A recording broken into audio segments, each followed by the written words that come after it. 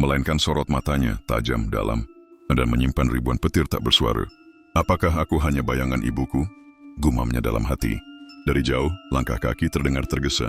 Seorang lelaki tinggi dengan wajah keras dan sorot mata, seperti bara memasuki pendapa. Paduka Ratu, ujar lelaki itu sambil berlutut. Pasukan kita telah sampai di pesisir Bali. Mereka menunggu perintah. Gajah Mada Sang Mahapati adalah alat tajam di tangan Tribhuwana. Namun lebih dari itu, ia adalah sekutu, teman, kadang, penantang pemikiran. Katakan padaku, Mada, ujar Tribhuwana sambil berbalik. Jika engkau tak bersumpah, akankah dunia tetap mendengar nama kita? Saya bersumpah bukan demi nama saya, tapi demi Panji-Panji Ratu, jawab Gajah Mada, tanpa sumpah palapa. Majapahit hanya akan menjadi bayangan kerajaan besar yang tak pernah utuh. Senyum tipis mengambang di bibir sang ratu.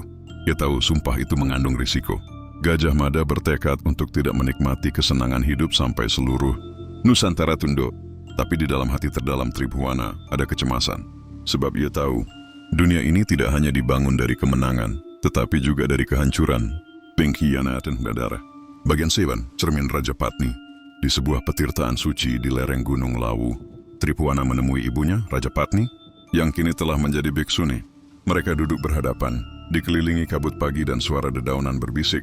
Engkau memilih jalan sunyi, kata Tribhuwana, karena aku ingin menyaksikan kejayaanmu dari kejauhan. Tanpa mengikatku pada dunia, jawab Raja Patni.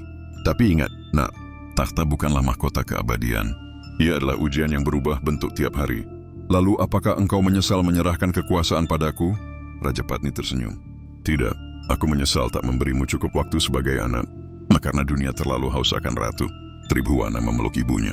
Di pelukannya terasa seolah pelindung lama yang mulai rapuh, tapi tetap menguatkan. Bagian Pris, Hayam Wuruk dan bayang-bayang besar. Tahun-tahun berlalu seperti daun gugur yang tak henti. Hayam Wuruk tumbuh sebagai pemuda tampan, cerdas, dan penuh daya tarik. Ia belajar dari guru-guru terbaik, termasuk dari ibunya sendiri. Tapi di balik semua pelajaran, ada satu hal yang belum ia kuasai, memahami beban raja. Mengapa kau terlihat murung? Tanya Tribhuwana suatu sore di taman istana. Karena aku tidak yakin bisa seperti ibu, jawab Hayam Wuruk. Ibu membawa Majapahit naik tinggi.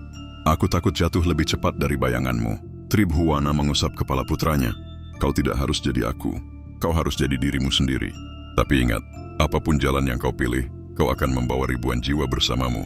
Jangan menjadi raja yang hanya berpikir tentang nama, tapi raja yang mencintai tanah ini, seperti aku mencintaimu. Bagian 6, menyerahkan dunia.